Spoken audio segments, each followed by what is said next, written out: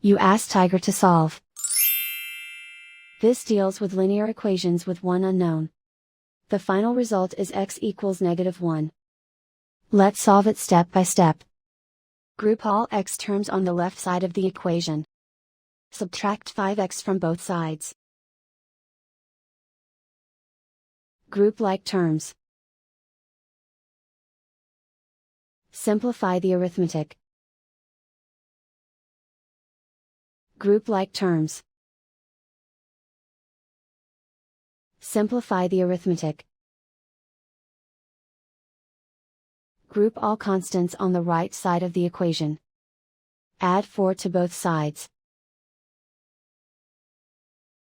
Simplify the arithmetic.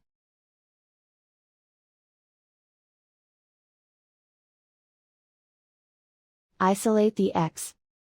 Divide both sides by -2. Cancel out the negatives.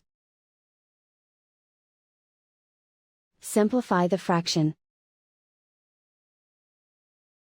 Move the negative sign from the denominator to the numerator. Simplify the fraction. And so the final result is x equals -1.